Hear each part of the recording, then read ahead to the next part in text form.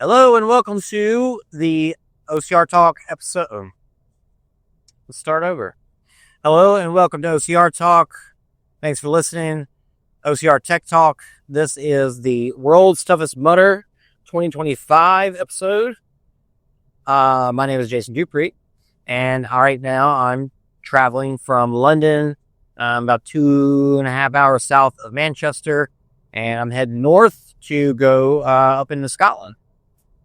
Now, I still haven't yet decided where I want to put this video versus the video I took at the bar crawl, but I tried to talk to several different people and get a few different perspectives on the coverage and the race. And so that's going to be in here too. And maybe I'll do this little intro here and jump into that and then come back. I think that could be cool. So, that piece is about 20 minutes long, I think. So we can get that out of the way. It's probably a little bit more exciting because you get to hear other people talk. And if you want to come back and hear me talk about all the, the normal technical side of things, then you can just keep on listening, and I'll be here. So get ready for that. It's coming right up, and I will see you in what is 2 seconds for me, but 20 minutes for you.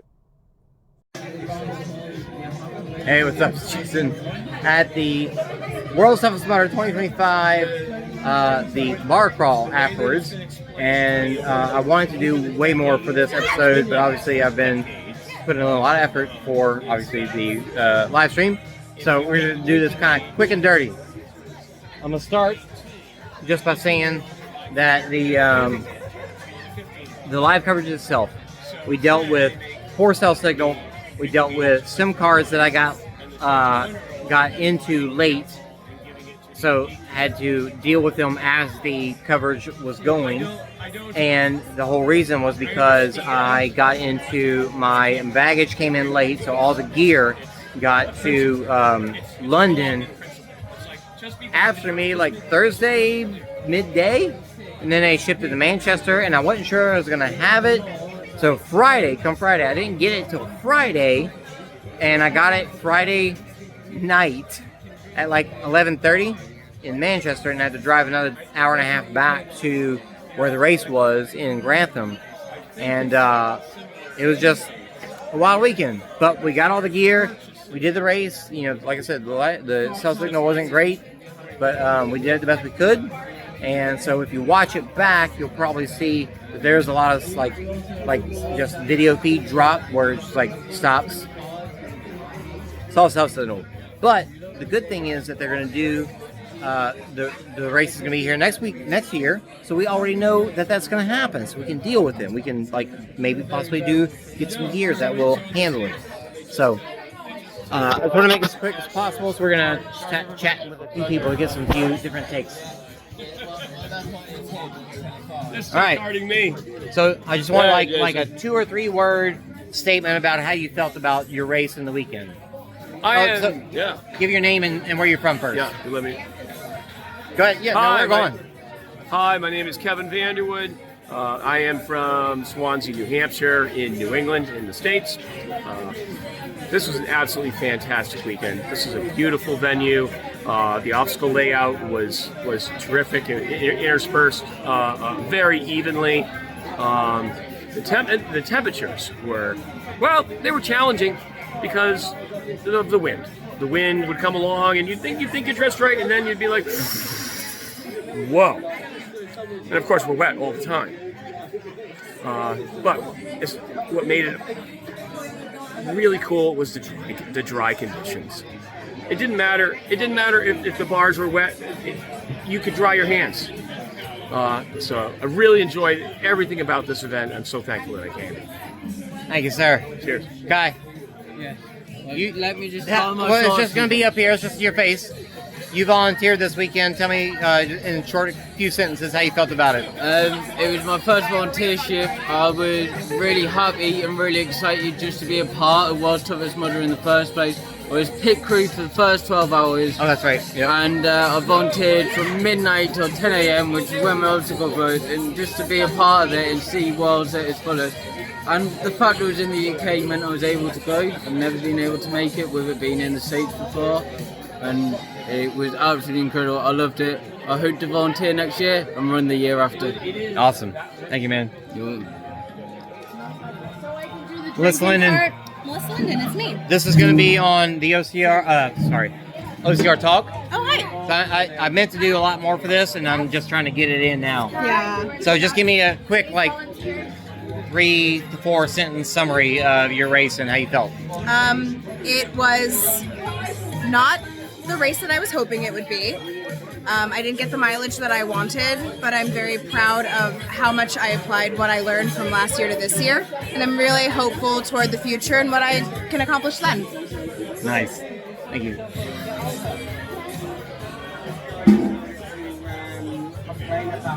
All right. This is for OCR Talk. I really wanted to do a whole thing, and I didn't because I worked enough this weekend, right? But this is my quick. This is basically what OCR Talk has boiled down to me, getting it done when I can. So I want to know, in like just a few sentences, your experience from your perspective, because we've got a racer, a pit crew, and 2 commentators. So I want to know the diverse experience. From your experience as a racer for the first time. Yeah, sure. Oh, she's gonna get. I gotta get the good angle. Since when has this been a video show? Is it OCR video? I ran 40 You miles. just don't watch it. I'm just gonna go over here and It's on talk. YouTube. Hi, my name's Katelyn Ritter. I don't like that this is. Can I hold it this way? That's much better. I ran 40 miles at World's Toughest Mudder. Matthew, No, it's not this. No, stay horizontal. Wait, we're going back. All right. So, commentator. I'm almost positive we're upside down. Yep. Thank you. So, commentator perspective, production-wise. Where am I looking? Right there? Yeah. All right. What can you give me about the production and how that went? It went outstanding. Everything we could control was great. We have no control over the weather. We have no control over the cell signal from outer space. And it went great. Another great event with Tough Mudder UK. The Tough Mudder team here in the UK did great. Very excited to come back the next 2 years. So being the closest to the production besides me, what could we have done better? I mean, there's always little tweaks. There's things, Fran and I have already been talking, like, hey, what are some more graphics we can add? What is some more athlete info we can have? Photos or graphics of the obstacles. There's always more. We want to be very intentional about realizing that not everybody watching the race knows anything about the race. So making sure we explain that. So stuff like that. Again, I think the race coverage. I'm very proud of everything we did. Very happy with it. But there's always something to do for it. Yeah, I haven't heard those conversations yet, so I'm pretty excited to hear what you're saying. Awesome, thank you. Where'd Francesca go? Francesca! Mike.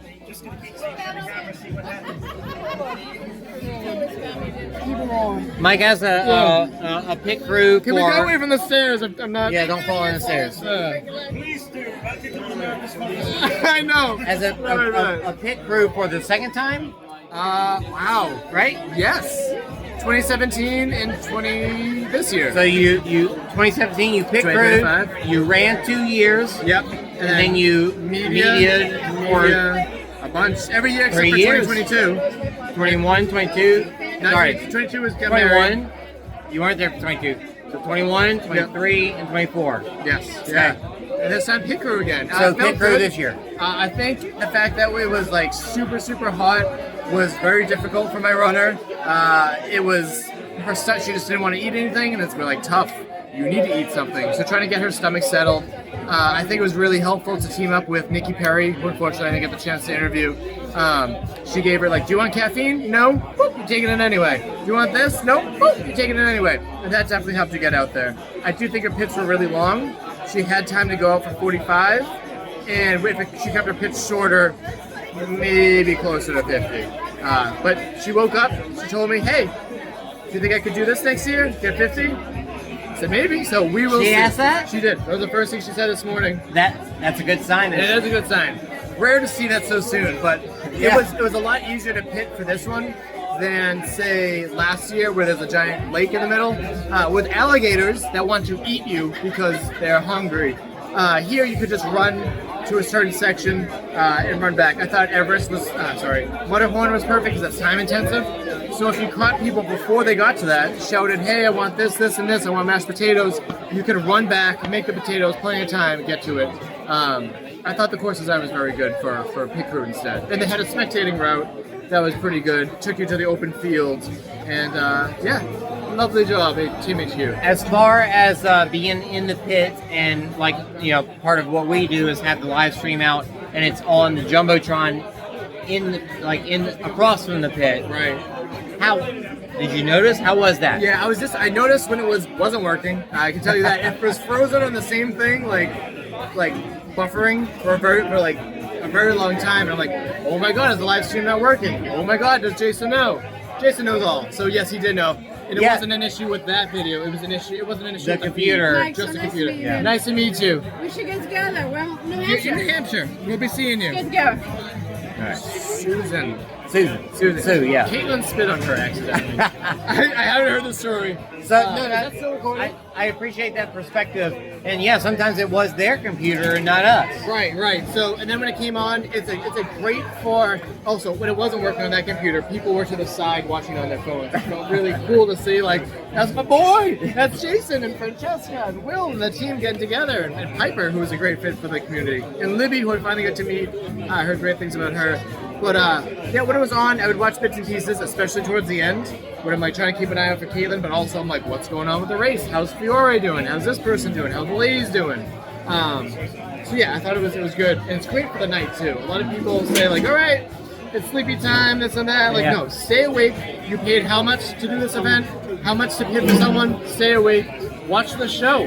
Watch the show Borderline Live. I think that's pretty sweet. So one of the things that we added this year that was new for the pit was the closed captions. Did you notice that? I did. I thought that was great because other than that, you're just watching something with no context whatsoever. That's also the reason why I couldn't tell you guys some certain information. I knew that Josh Fiore had 6-7 bands, and I knew that Austin Azar only had 1 or 2.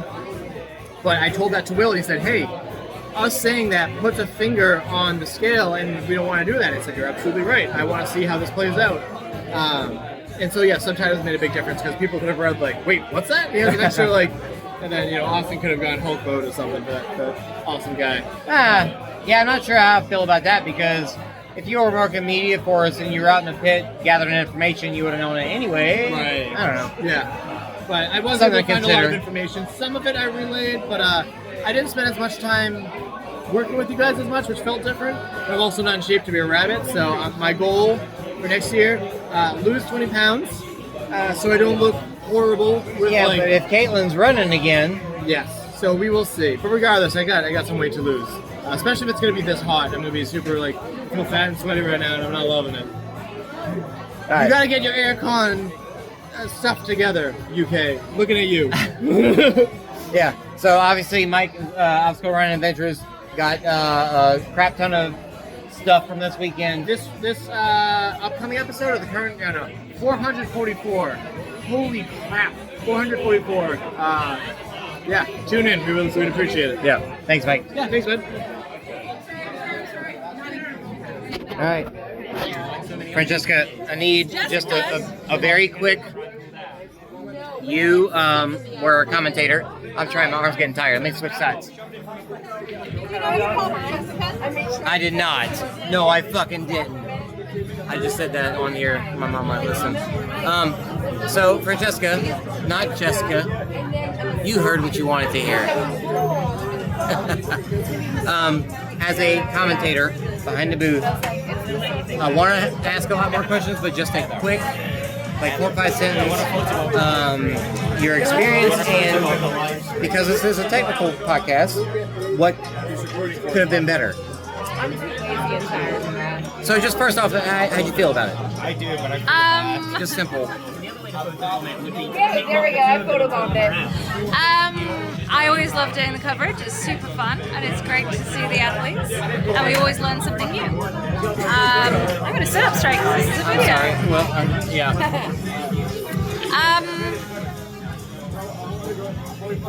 What was the other question? It's technical. So what was not good, and what should have been better? The program that was used for the drone was not good. That was a real shame that we didn't have drone coverage.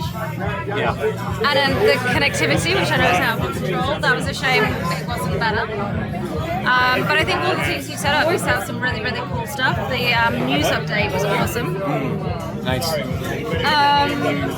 Yeah, I love the layout that you did. We have loads of different options. Things like the top 10s of each gender, and then bringing up the top 10s of the teams, male, female, and the automatic obstacle opening closing is really cool. So I love the design you've made. The option to have 3 screens. Maybe in future the option to have 4. Because there were times I wanted 4. Heck yeah. And you know what else wasn't great? That finish line camera for the first 10 hours, it kept turning itself off. I know. I'm going to just buy a new cord and see if it's either my camera or that cord. Yeah. But other than that, I thought it was brilliant. You know, the funny thing about having to test that is I gotta plug it in somewhere and like just fiddle with it. Like walk by and like bump the cord, Fiddle with it. blow on it, Fiddle it, blow put it it. outside when it's real hot. Yeah. Fiddle it, blow it, and get it real high.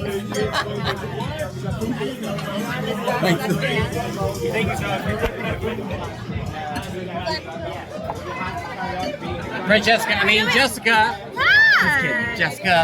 Jessica, you have been running and pitting for World Toughest for many, many years. 11. 11? My first one that I was at, well, not run, I ran 2. But I started going to Worlds in 2015. And I ran Virtual Worlds, so I'm counting that. Okay, so I started in 2016, so you're there the year before me. Was that the Sandstorm? Sandstorm was 14, so I did miss that. But I was there volunteering. What? All right. What was different about 15 versus 16? 15 versus 16. Well, 15 I volunteered. 16 I volunteered and pitted with the Orphans Run. So that's when I really started to get to know the community. I probably saw you. Probably did. Didn't even know. I was in a Josh Cox special painted white unicorn onesie. And I volunteered from midnight to 8 a.m. on King of the Swinger, on the Double Rainbow. Double Rainbow was so I good. made sure I was on Double Rainbow because Nice. I was in a unicorn onesie. Yeah, that was so good. Yeah. All right, so this year versus all those years, give me a quick better and worse. Fresh. Fresh. It's been revitalized. That's how I feel about this year in the UK. Okay, and worse. Worse? Anything worse about it? Nothing? No, because even the heat was worse last year in Florida, and the heat was the worst thing about it this year. Some people would disagree with you. I proved Will Hicks wrong about this. It was hotter last year in Florida. It was 89 degrees. Was it really? Holy crap. It was 89 and the humidity was higher. So, You say the heat in Florida. yes. So I'm gonna keep repeating this. That my thing is that I think that this weather here is more like a spring heat, where the air is cool, but the sun is hot. Well, that's the other thing. We had wind here. We didn't have wind. So the wind chills you. So Jason's been here 3 days. As someone who's lived here for 39 years, my experience is the weather can change overnight. Yeah. That's what's bad. When it gets hot, there's no respite from it, there's no AC, it's cool down. Like, it's... Jason, why didn't you start this like when we weren't talking about leaving? Leaving? Nobody leaves. I was trying to make it quick, but anyway, okay, that's good. Yes. Thanks. And I proved Will Hicks wrong. Nice. All right, I think this is my last one. Heather, you're my last interview for OCR Talk. Okay, hi. It's gonna be short and sweet. Okay. So my whole point of this podcast is now, because Anna's not doing it with me anymore, is to talk about the technical side of what we do. Yeah. Now, I do want to know about your race, so I'm gonna ask you about that first, and I want a short, sweet answer, and then I'm gonna ask you something technical. Okay. To start with, tell me about your race. This is my it went so much smoother than I was expecting. Hit a hard bump at the beginning, got through it because I knew it was going to be over. Hit a hard bump towards the end, but I kept going with a couple of motivational speeches. So my favorite part, hang on, I'm going to Yeah. jump in this chair. Because kneeling on this gravelly stuff is tough. Yeah. My favorite part about it was when you were on course and you said, I can't run anymore, and you were walking. Oh, that's right. And I saw you later and you were running. Yeah, it was physically difficult to run at a sustained pace that I had been running the entire day or night because my legs were locking up. But I could do short bursts. And so I tried to do short bursts as often as I could. That's awesome. And you Yeah. did, and you crushed it. Okay, so a technical question for a racer. Okay. Our live stream was up on the Jumbotron, Yeah. and your pit crew could have been watching it. Yeah. Did you have any awareness of it at all? Not really. Yeah. When you ran past the Jumbotron, did you just like head down and... I mean, sometimes I would check, but honestly, I was so focused on my own race. And honestly, that was the game changer for myself personally, is that every single lap, I was like, every time I tried to think outside of the lap and the end of the race and all that, I was like, nope. Just get through this lap. So, no, I didn't really focus on it. And no word, well, I gotta just talk to Jessica, so the question doesn't matter. That's interesting. Yeah. I'm not gonna ask you any more questions about it, because I like that perspective. Heather, glad I didn't cover up the camera there. Heather has her own podcast that if you haven't heard about it, Overcome and Run. I'll go running adventures over there. Where are they going? They're not leaving without me. I know, you gotta go say bye to them. No, they're not leaving without me. Like, literally, I'm going to the same house. Oh, no! But you haven't done your podcast in a minute. No. But you keep talking about wanting to do it. Yeah, I'm just a little scared because, like, technology has progressed and I have not. So I would like to start it again, but we'll see. If you did start it again, how do you think you would go about doing that? I would focus on the age groupers.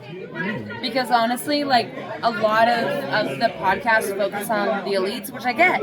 It's really encouraging and exciting, and that's who wins the top 3. But the age groupers, I don't mean this derogatorily, but like the age groupers of normal people who have 9 to 5s, who have families and kids and responsibilities, and they still train outside of that, and they're the ones who nail those podiums. And yeah, it's age group, yeah, it's not overall, but they work so hard to get there. I think those athletes need to be focused on. So that's what my focus would be. Sounds good. Yeah. Thanks. All right, I'm going to end it here. This was World Stuff is Smarter 2025, and I'll actually be in Utah 2 weekends from now for the Spartan 8, the last race in the Spartan series. And where are you racing? I've missed you at every race we've been at. I know, it's so disappointing. But I will be next on the schedule is Tough Mudder Big Bear. Tough Mudder Big Bear and then Seattle Spartan. Tough Mudder Big Bear is the first weekend of September, and then Seattle Spartan is the second weekend of September. And that's the Pan American Championship. Sure is. Are you partaking in the Pan American Championships, or are you just racing outside of that? I might race in it. It is literally 15 minutes away from where I grew up, so I'm going to race it anyway. So. All right, that's it. Bye. All right, well, if you're back, I am driving, like I said, from London, and I went down to London because I had rented a larger car for our team, and I want to, I'm staying in England for the rest of the week, leaving out on Saturday, and I wanted to get a smaller car. Well, no, it costs less for the rest of the week as well. And so I brought the car back to London after World Toughest Tuesday morning and dropped off Mike and Katelyn and Piper and got a smaller car. So I'm in a little Kia hatchback, driving up to my first stop is going to be just outside of the tallest Sheffel Peak, I think. Sheffel Pike, something like that. The highest point in England. So I'll talk about my plans afterwards, of what all I'm going to do here. But let's talk about the race a little bit. Oh man, World's Toughest Mudder 2025 in Beaver Castle, at Beaver Castle. Funny thing is, we saw the castle off in the distance, but we never actually went over to it. We were too busy doing other stuff, obviously. The race was warm. I think it got upwards of like 80 degrees during the day, both days. And it got even hotter after that on Monday. Like Monday was like 85, I think. Thankfully, we didn't have that. But weather-wise, yeah, it was hot. And then overnight, it cooled down. And from what I heard from racers, it was not, for people that were running a lot, not so cold that you needed to put anything else on, not even a windbreaker or anything like that. Like I know Corey Edwards told me that he ran, and there was like one point on the course where he felt a little chilly, but it was never enough, and it never lasted long enough, I think, to need to put something else on. So he ran just, bib and shorts the entire time. Now the overnight temperatures, I think, only got down to like 65 probably. So it wasn't that. Even for me running around, I would get sweaty running, and then I would stop and get a little chilly. So actually, instead of, being uncomfortable, whenever I was in the pit, trading out gear, eating food, I ended up just throwing a jacket on, just keeping myself warm. And I just felt nice, but I didn't feel uncomfortable when I took it off to go out and run. Like the second I started running, everything was good. So temperature wise, it was a hot race. It was hot during the day, really slowed people down, but then they handled it pretty well. So water wise, on the course, they had, water at different obstacles. And the water came out of a creek in, let's say, Firefly, which was the platform jump over fire to hit a bell, like Leap of Faith. And that water they got from this creek, and I was told it was pretty cold, pretty chilly. And then the water in Block Monster was the same water. But there was another obstacle, Rain Man, cage crawl with a hose spraying down in it. And they said that the water there... All right, well, I think I've stopped the video. Don't know exactly where. But I'll just continue on.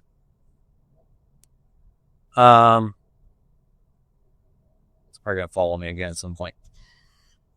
So the water in Rain Man was not as chilly. It was, I said it was pretty, maybe not warm, but it was definitely less chilly.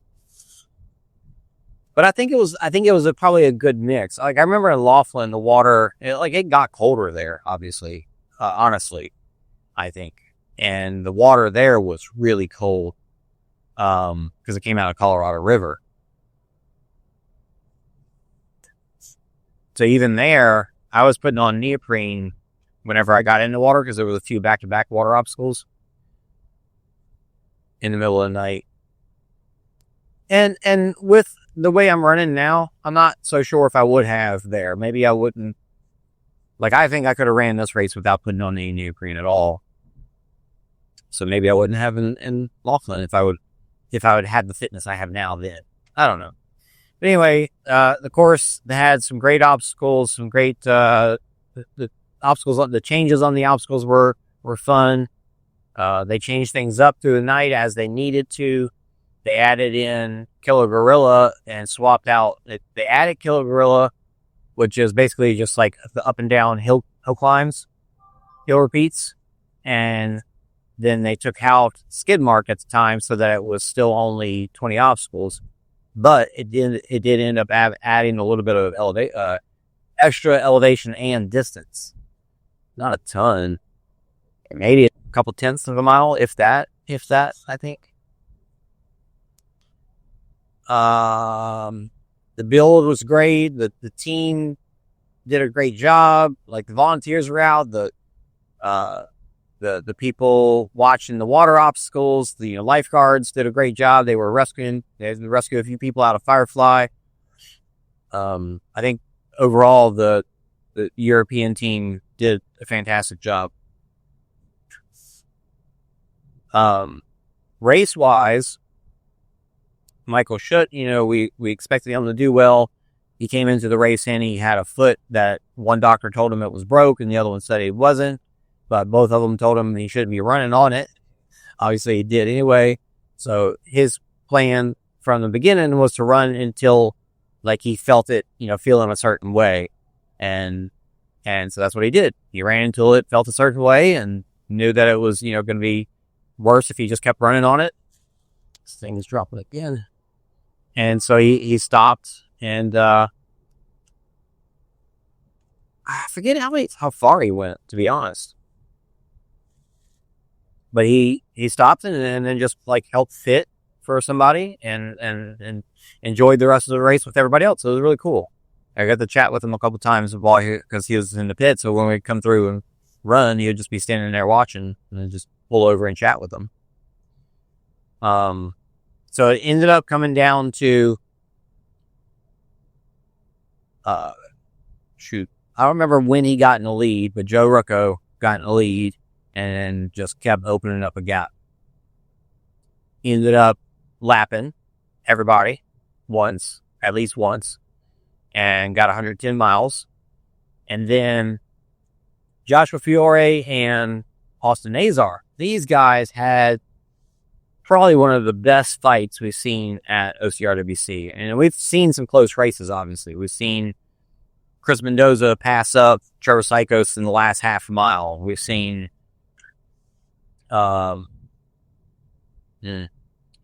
Amelia chasing down John Young Pack, back in the day. We've had some great battles. This is definitely another one to go in the books. So, Austin was ahead of Josh on lap 95. And I think they were running together for a little bit. And then Austin pulled away. And it was literally like a 30-second gap. Maybe a minute, if that. You could see, if you're with Austin, you could see Josh across the field. And when Austin got to Mutterhorn, which was the second to last obstacle, Josh came up and used a band to get through it on that second to last obstacle. So he passed Austin right there. So they went into the pit pretty much together. Josh first, and then Austin second. Now, Austin had told me in that lap, I think, that he needed some food. He was getting low on energy. Maybe felt like he hadn't eaten enough and was really looking for some solid foods, something just like pizza or something. So he goes in, and I think he took more time than Josh to stop and eat. Josh stayed in the pit maybe 30 seconds. He was in and out.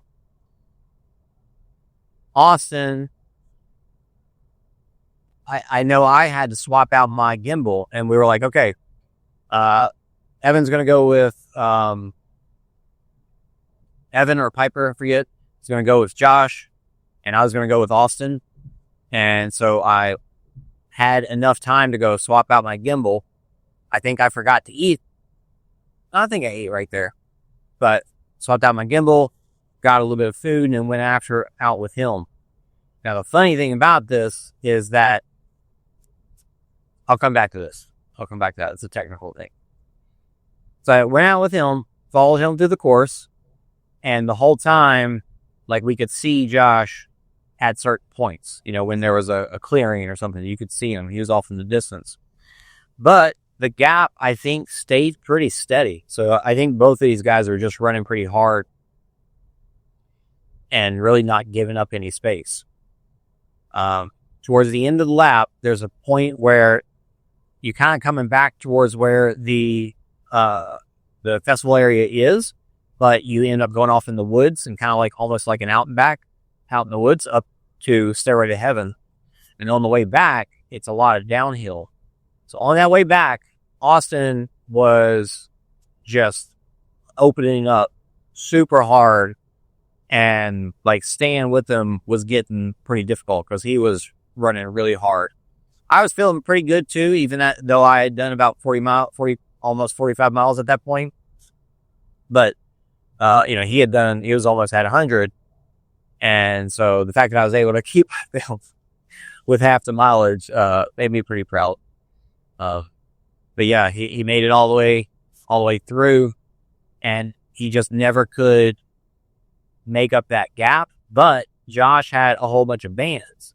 So I think that was the thing, is that Josh ended up using a lot of his bands.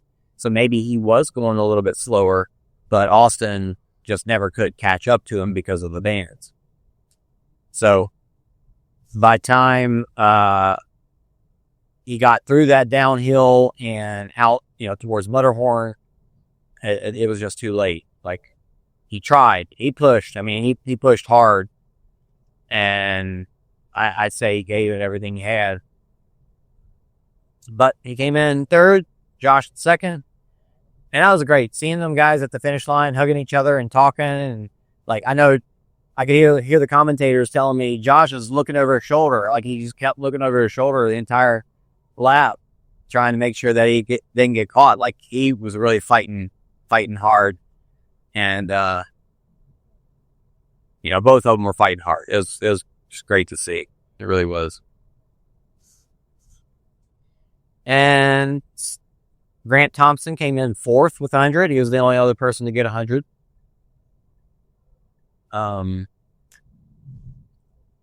After I came in with Austin, I went back out because Nikki and Joe were still out on course. So Piper found both of them. They were with AJ and Kevin, AJ Golick and Kevin Gregory. And they were all together, just kind of trotting along, having a good time. So Piper found them, and then I caught up with them at Mud Mile.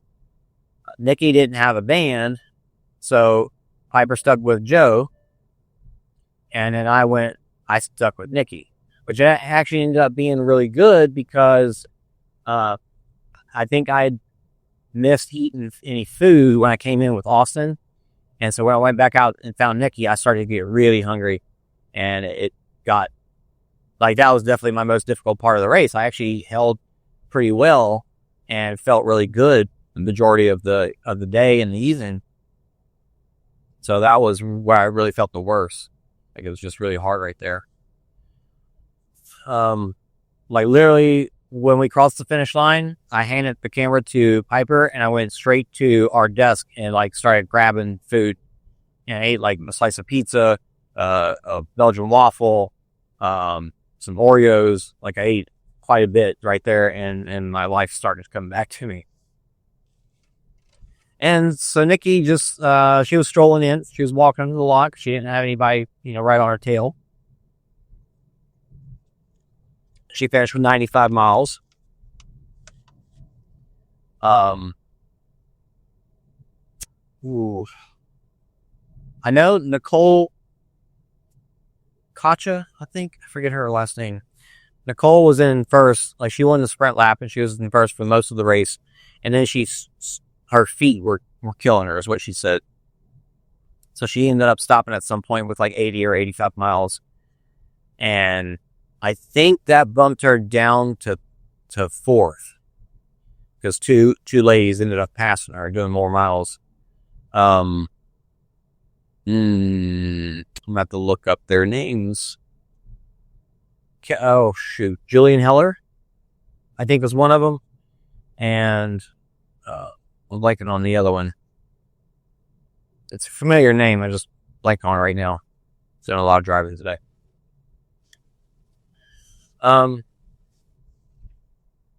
So yeah, it was exciting. Like seeing one of the third place women, I think, came across the finish line and had no clue she was in third. And so obviously that was a pleasant surprise for her. Pretty cool. So good push by all those people. Obviously, some notable people that, people that I tend to follow. Corey Edwards, he got 75 miles. He said he had enough time for another lap, but he was totally fine not doing another lap. Just because of how hot it was out, and he said he was pretty much walking at that point. Katelyn Ritter did her first World's Toughest and got 40 miles. Her and Ann Clifford ran together the entire time, which was pretty cool. So they were helping each other out a lot. And, Ann's experience mixed with Katelyn's determination, because Katelyn had, set this big goal for herself and crushed it, man. She looked, I kept hearing that she had a hard lap, like a really, really tough lap where she was sad and down and crying and hurting. And then she came out of it. And then she just, like, every time I saw her, she looked strong and confident. And it was really awesome to see, like, the way she pushed through and just 40 miles on her first go. Pretty awesome. Another guy, Mike the Machine, this guy I met on course, he ended up running with Grant Thompson for most of the race, but he was a couple laps behind Grant. I think he did 80, maybe 85 miles himself, so he's 3 laps behind. But it's like at one point, every time I saw them later in the race, they were just together the entire time. So I think he ended up kind of helping pace Grant in a way. Like Grant, it was probably good. Like it slowed him down a little bit, keep him from burning up. So pretty cool there. Yeah.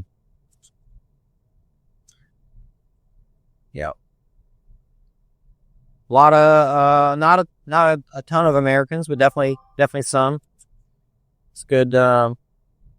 It's good seeing a lot of people.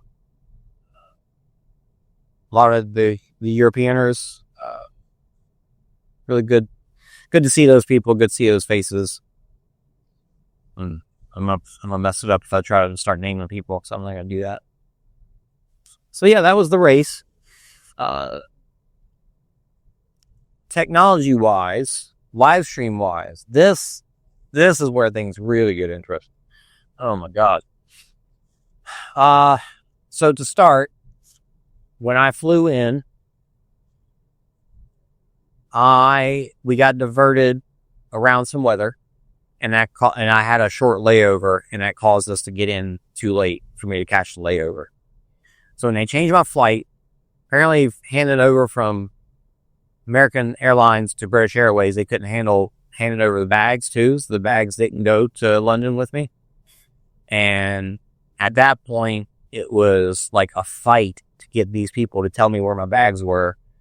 And eventually they made it, for some reason they decided to, once they did finally get to London, to send them from London to Manchester. Like they were going to deliver them to us from Manchester because it's a little closer to where I was. But one bag made it over Thursday, Friday. One bag made it over Friday during the middle of the day. But the other 2 bags didn't go. The cases with all the stuff in it. Like my clothes bag made it, but then the other 2 didn't. It's like, I don't know how that happened. Like, why did they get separated?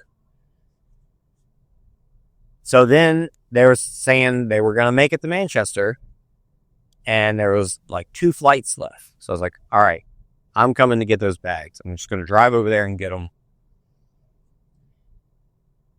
So I get out there. I go to Francesca's brother, picked up the first bag for me.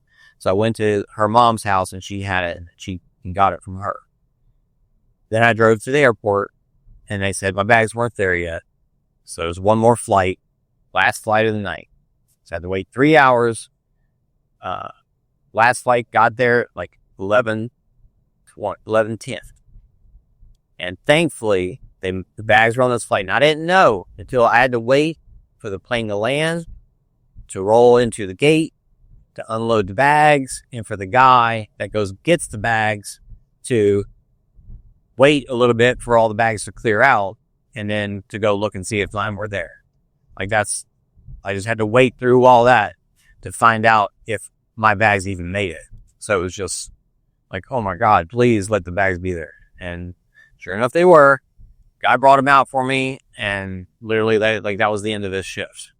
And so I got them, and I drove back. So this was like 11:30, past 11:30, and I had to drive back to Grantham, Nottingham. So it took me, so I got back to the Airbnb about 1:30 in the morning and got like 3 hours of sleep before I headed out to the venue. So it was just a wild start. We had all of the Francesca that got the SIM cards for me. So I had to take care of those in the morning when I got up, put SIM cards in the hotspots for the Mevo cameras, the static cameras, get the eSIMs that we had for phones ready. And then once the race started, the Mevo cameras, some of them, actually all 4 of them except for one. So we had 1 SIM card that we got at the grocery store and 4 SIM cards that we got from EE, which is the company that Francesca uses for her cell service. And so we got those extra cards, but they didn't activate because apparently they have a policy where you have to add an extra $5 at least to the card, to the SIM card, so that way people can't do as much. It's harder for people to do illegal activities with them. And so I had to call and to find that out. I had to call EE and talk to him about it to find that out. And then I was like, okay, now I can add this. So I have to go through the process of adding the extra $5 and then activating them. And then it was just a whole deal. But eventually I got most of them working. There was one more. It's like I got 4 of them out of the 5 working. There's one that didn't. And then at that point, it was like, fine, we got enough cameras on course. I'll go ahead and, not worry about this. So continued on from there, had cameras out. Cell signal was okay, and there were spots on course where it just was not okay at all. So we tended to stay away from those spots.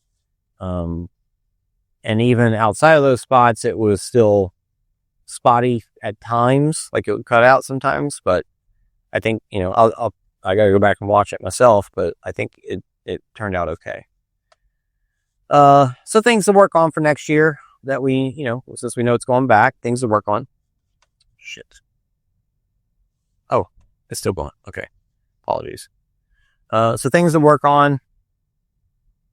Oh yeah, my battery's running low. Might try to wrap this up in a second. 20%.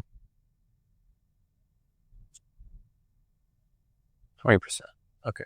I'm okay. So we've got, some things that we can do, I think, that we're going to try for next year. That'll help with that.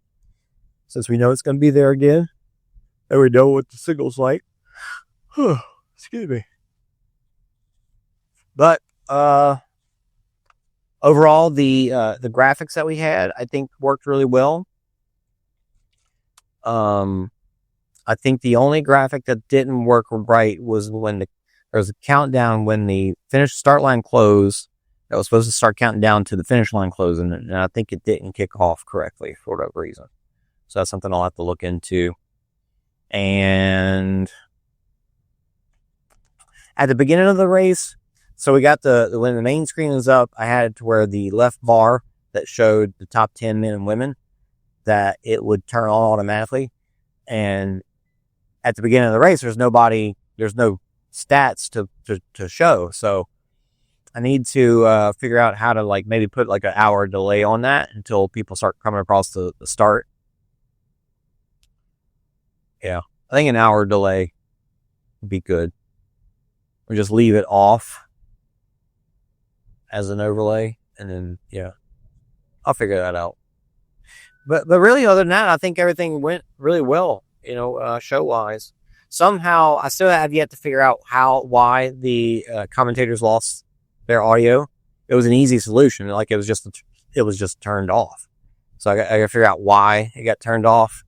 Cause it actually happened twice. So I figure out how to, prevent that if I can. But yeah, overall everything went really well. I did the live stream for the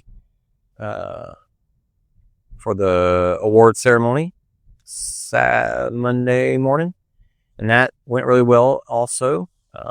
Now, if you watch it back, you're probably gonna see choppy video feed at times because for whatever reason, even though we're using Starlink, it's still just, I don't know, it's just rough. The Starlink signal is just not, the upload speeds are just not great there. I don't know why. Anyway, can't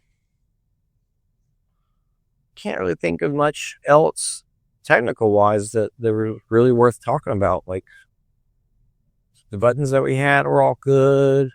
Oh, we didn't end up using the telestrator at all. I'm not sure if it would have been necessary, but it's been kind of funny. Seemed like we had pretty good viewership, a lot of activity in the comments. Piper Hopkins worked with us for the first time as a rabbit. She did fantastic. She's super fun. Libby Joyce joined us overnight and did basically from 6 to 6, and she did a good solid 12 hours. Pretty awesome. Sam Hicks, Will Hicks' son, did the opposite of Piper. Libby. So he did. Sorry, I got something in my eye. So he did, the start of the race and the end of the race, like the first 8 hours and then the last 8 hours. So he did pretty awesome. 6 hours, I guess. Last 6 hours. First 6 hours. But he did really awesome as well. I know Will was all of us were very pleased with his work, and Will was, his dad, very proud of him. And we had Evan, who did awesome as always. Oh, the audio out of the cameras, the phones, definitely can be better. There's something about it. Well, I think we all had iPhones, and something with the iPhones and the way they do the noise cancellation, it just sounds like crackly. I don't know. It's very weird. I tried working on that with the last commentator at the last DECA, and got it definitely sounding better, but I was running out of time. I just didn't have time to really work on it because of just everything that had happened. It was just nuts. So that's something I need to work on, get that figured out. So that'll definitely want it to sound better. So yeah, I think I mentioned how I chased, that last lap when I chased out Austin, I ran probably the first mile of the course with him. And after I got out on the course, I realized that I couldn't hear anything from Francesca and Will. And I was like, oh crap. Something's either wrong with my phone or there's something wrong back at the base. And I just left and they wanted me to stick with Austin. So once we got out of the woods, there's kind of a shortcut to go back to the festival area. So I messaged the group and found out that, something, they weren't getting any audio there. So I was like, all right, you want me to come back? And so they sent Dustin to come pick me up on his motorcycle, and I ran back so fast that he didn't make it to me. I ran back doing an 8 to 7 minute mile, like somewhere between 8 and 7 minutes. I got freaking booked it, and I had done 40 miles at this point. So I booked it, got back, fixed the problem, which it really wasn't even a real, like, again, I don't know what happened, but it wasn't a problem. It was just something that needs to get turned back on. So for whatever reason it happened, I don't know. But so at that point, I ran back out. I said, okay, I'm heading back out. I'm going to go chase down Austin again. And Dustin picked me up like right outside of the shortcut. So I hopped on the bike with him for a second. I did pause my watch while I was on the motorcycle. So I jumped on the motorcycle with him, and he took me to where Austin was, just past Chunky Monkey. And so then I hopped off and ran the rest of the lap with Austin. And then, like I said, when we got to the end of the lap and he was coming down those hills, I mean, he was freaking flying. Like, I was surprised that I was able to keep up with him. I was very pleased with my fitness to be able to keep up with him at that point. But like I said, I came in from that lap, came back out to get Nikki, and then the hunger just settled in, and I got really hungry, really weak and tired.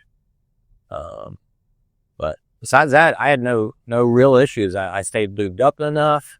I stayed fueled up enough. I ate a lot, ate and drank a lot, took in a lot of sodium, and I never really felt bad at all. Like, I just felt pretty good the entire time.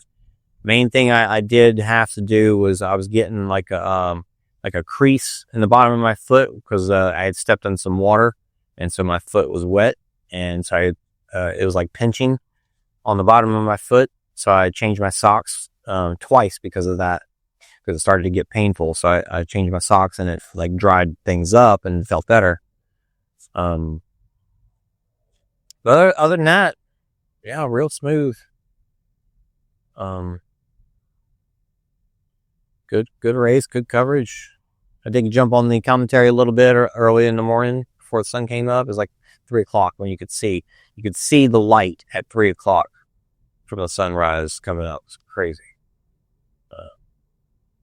Yeah. So I think about covers it. I got a big old pack of gear in my trunk here in the car, and I think we can piece it together a little better next time, and it'll just get better and better.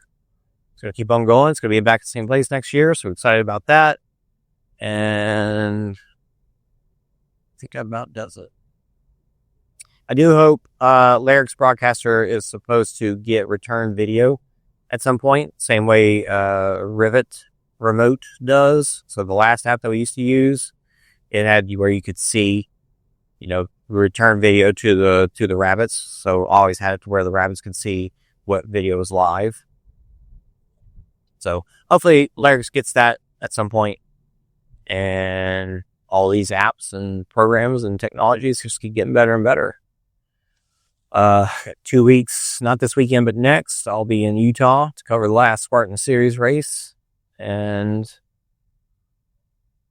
I think I got a couple weeks. Yeah, I got like 3 or 4 weeks in a row where I'm not traveling for racing. I'm going to try to go do some summer stuff, go get in some cool water.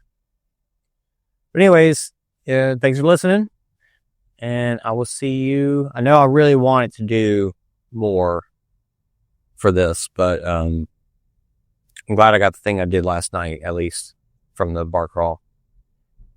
And I really wanted to do, I actually had something from Conquer Gauntlet, and I messed up I transferred the video and then like slipped and hit the delete key, and it deleted it.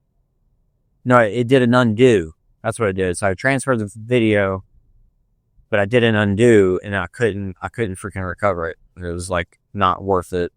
It was just an OCR Tech Talk episodes, or what really just wasn't worth going through whatever it would have taken me to actually recover it. I tried, but so apologies for missing out on that episode. But anyway. All right, that's it. I'm gonna stop here. Thanks for listening. Go like and subscribe on Instagram and YouTube, and thanks for watching. See you next time.